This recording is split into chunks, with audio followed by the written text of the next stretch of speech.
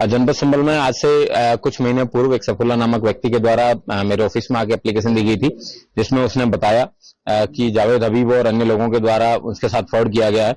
लेकिन जब डिटेल में जांच की गई तो पता चला कि सफुल्ला द्वारा इन्हीं लोगों के साथ मिलकर संभल के करीबन 100 से अधिक लोगों के साथ फ्रॉड कमिट किया गया है। इसमें प्रत्येक व्यक्ति से इन लोगों ने 5 से 7 लाख रुपए लिए और 50 से 75% रिटर्न देने का वादा किया था। जब इन लोगों को 2-2.5 साल बाद भी एक भी रुपया नहीं मिला, इन्होंने अपने आप को ठगा सा महसूस किया।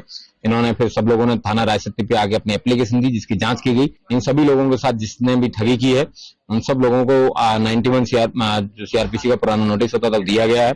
उसके साथ साथ इन लोगों को बताया गया कि इन्वेस्टिगेशन ज्वाइन करें। नहीं ज्वाइन करने की स्थिति में इनके खिलाफ विधिक कार्रवाई सुनिश्चित की जाएगी और 107 BNSS में जो प्रॉपर्टी सीजर का जो फाइनेंशियल फ्रॉड में जो प्रावधान है उसका भी पुलिस के द्वारा उपयोग किया जाएगा और इन लोगों को पाई का जो हिसाब है वो इन गरीब इनोसेंट लोगों को जो इन्होंने पैसे ऐंठे उनको दिलाने का प्रयास किया जाएगा। संभल के डिस्ट्रिक्ट में रैसेती थाना है, वहाँ पे एक FIR दर्ज हुआ 0006 के नाम पे।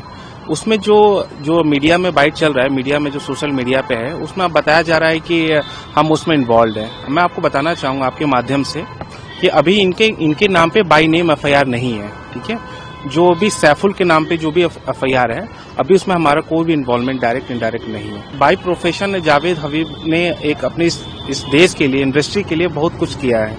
एक हेयर इंडस्ट्री को और ब्यूटी इंडस्ट्री को बढ़ाने के लिए कम से कम 35 साल से उन्होंने काम किया है और लगभग 3000 प्लस उन्होंने सेमिनार्स किए हैं। तो आप FLC के जो प्रोप्राइटर होंगे, जो अभी हमें भी इसकी चीज के भी that is the part of investigation, उनके माध्यम से एक ऑर्गेनाइज किया गया एक मीटिंग ऑर्गेनाइज किया गया संभल में। वहां पे एज ए चीफ गेस्ट हमको हमारे बेटे को बुलाया गया था। सिर्फ हमारा बस इतना इन्वॉल्वमेंट है कि हम वहां पे गए एज ए चीफ गेस्ट।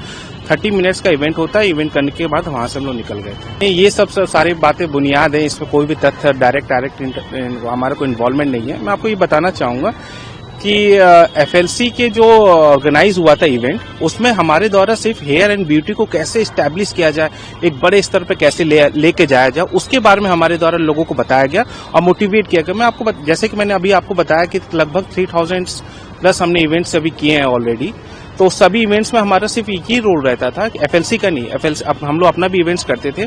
कोई भी छोटे मोटे व्यापारी हो गए जो इस इंडस्ट्री को आगे ले जाना चाहते हैं, तो उनके सपोर्ट में हम लोग हमेशा खड़े रहते थे।